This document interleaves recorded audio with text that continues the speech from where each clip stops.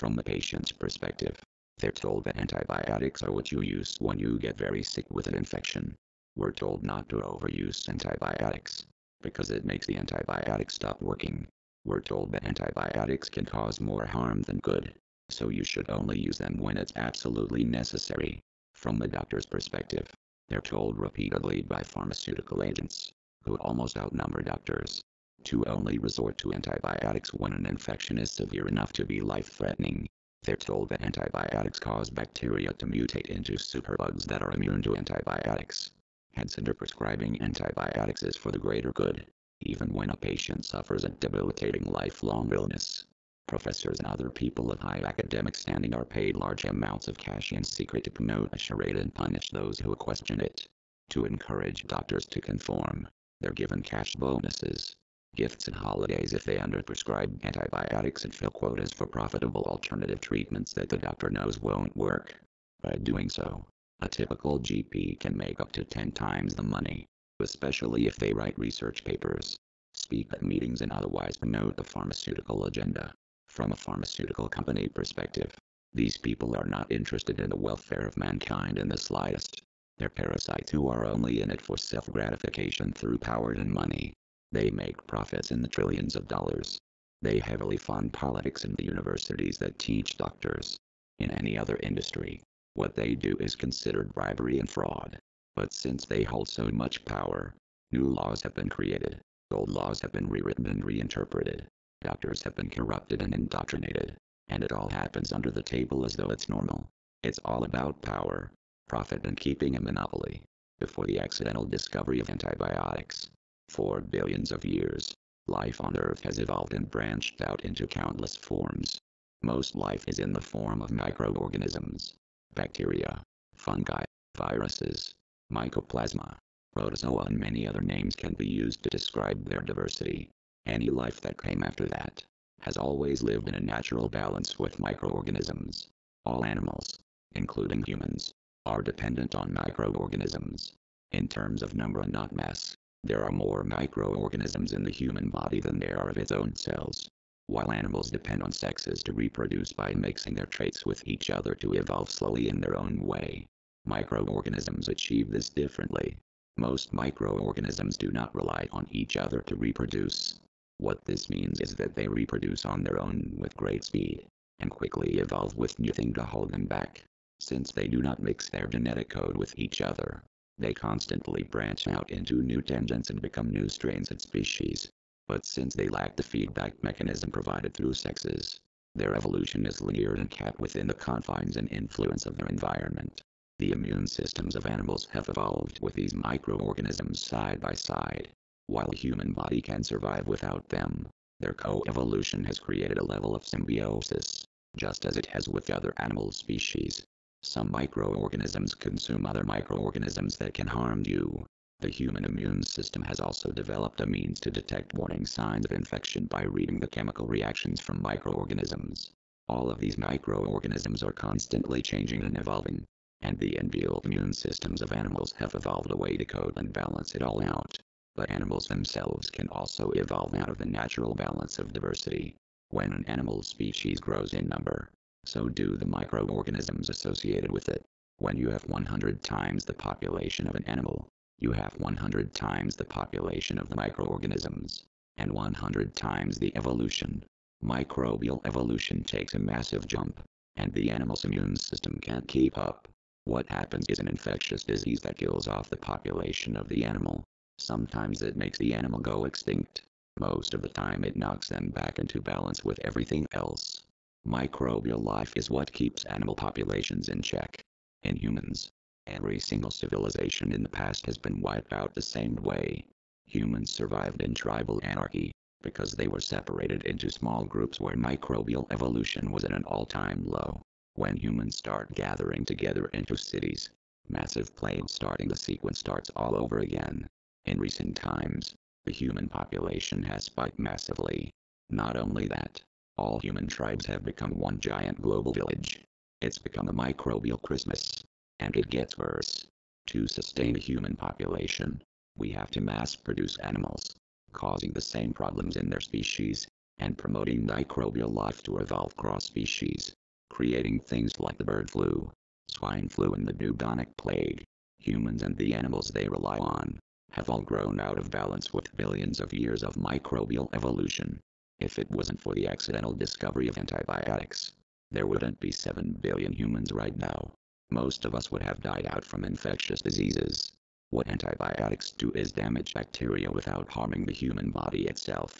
Bacteria are very easy to target, but when you attack the bad bacteria, you often harm the good bacteria as well and mess up the zoo inside your body.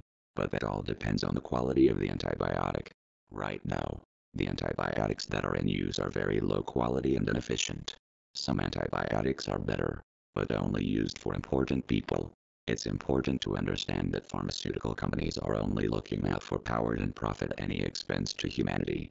If you don't believe this, do some research into their long list of crimes against humanity. They've built up a whole series of bullshit arguments to validate what they do. In the case of antibiotics, the first argument they make is one of fear-mongering. They make a lot of noise about antibiotic resistance, blaming it on the overuse of antibiotics. But that's complete bullshit, and they know it. One of the arguments they make is that antibiotics cause bacteria to mutate. They say that if you use them over and over, you're creating a superbug that can wipe out humanity. While this argument works when you're talking about animals who combine their DNA through sexes, it has absolutely no effect on bacteria whatsoever. By killing off the majority of bacteria, you're actually slowing their evolution. But that doesn't stop them from bullshitting, and it doesn't stop people who don't know any better from buying into it because it sounds believable. They try to make out that we're running out of options with antibiotics. That one day soon we won't be able to treat infections anymore because of using antibiotics. The antibiotics in use today are bottom of the barrel, and purposely so. For every antibiotic in use, there are dozens more ready to replace them. As microbial life constantly changes, the weakest antibiotics are going to stop working sometimes, and start working again later on. We will never run out of options with antibiotics. But the deliberate use of inferior antibiotics and their expected resistance over time is used to make their claims seem legitimate. Behind the scenes, the real antibiotics are stolen, patented and blocked in order to keep a monopoly. If you're smart enough to realize this bullshit, pharmaceutical companies have another argument for you. The next argument they make is that by killing off all the weak bacteria, you're giving the strong bacteria a chance to grow. Again, this is complete and utter bullshit. People buy into this bullshit because they've compared microbial life to human life. If you cram humans together, they can thrive. Get rid of the lower class, and the worthy. People are free to do what they may, without the so-called leechers getting in the way. It's standard political bullshit. With microorganisms, they thrive when they exist in numbers. A few odd bacteria are going to be easily killed off. That's why bacteria need numbers and go dormant when they're on their own for self-protection. It's comparable to fish, and the reason why they gather together for mutual protection. Imagine a prawn trying to do its run from a lake to the sea without being eaten by a fish. Which prawn has a better chance? The one who did it alone, or the one who ran with the crowd with the full moon blinding the view like a floodlight? Another way of putting it is like dodging a bullet. If you're standing against the wall or hiding in a crowd, which presents an easier target? The whole argument is complete bullshit, and even the greatest critics of Big Pharma buy into it. If you're smart enough to figure that out, don't worry, there's more bullshit on its way. The next argument they make is another fear-mongering tactic that antibiotics do a lot of harm, while quality antibiotics have little to no negative effects. The bottom-of-the-barrel antibiotics in use today are designed purposely to be broad-spectrum. What this means is that they purposely attack a large range of bacteria indiscriminately, good or bad. It has nothing to do with the best interest of the patient.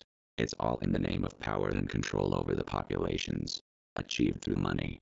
Pharmaceutical companies have bribed their way through politics and manipulated laws to give themselves a monopoly. They've driven up the cost of registering a new drug to an obscene price that only they can afford. While the cost hurts, they have enough profits to easily compensate for it, and gain a monopoly in the process. To maximize their profits, they spend their time keeping people sick with lifelong broad-spectrum treatments and legally, and illegally, blocking cures. forcing everyone to use bottom-of-the-barrel antibiotics. They only register a new drug when the bacteria naturally evolves outside the antibiotic ability to kill it. The patients only get a minimal life-saving dose, but aren't fully cured of the infection. Since the antibiotics are broad-spectrum, they weaken your immune system in hope of you developing a chronic illness. A big secret that's becoming increasingly difficult to hide is that most chronic illnesses are caused by infections that entrench themselves, usually forming cysts in nerves, while your immune system is weak. While broad-spectrum antibiotics do have a place, they have been created for the wrong reasons and misused in a way to encourage illness. Once upon a time, bottom-of-the-barrel antibiotics were widely used. As they run out of antibiotics that harm the human immune system, they have to register better antibiotics that are beginning to cure people of their lifelong diseases. Once upon a time, antibiotics did more harm than good. They were profitable. Now they're starting to cure people. Nowadays, corticosteroids are the new thing. Every GP has a drawer with an ever-ending supply of new and improved cortisone nasal sprays. The purpose of cortisone is to suppress the human immune system. The symptoms of inflammation temporarily go away. That's how your body fights infection, while the infectious cause is given a red carpet to get into places your immune system can't. If all this isn't enough to convince, I refer to the widespread use of antibiotics in pets and livestock. Pets are given Bactral across the board, while chickens, pigs and cows are fed antibiotics their whole lives, to help them grow faster and get fatter in poor living conditions. These are the same antibiotics we humans use, under different names. More antibiotics are used in animals grown for human consumption than are used in humans. They're cheaper, and aren't restricted or monitored like in humans. Despite all this, there has never once been a superbug created from antibiotics. Even when you have mass animal populations that cause microbial life to evolve thousands of times faster than normal, in places that don't use antibiotics, you get bird flu, swine flu, mad cow disease, etc.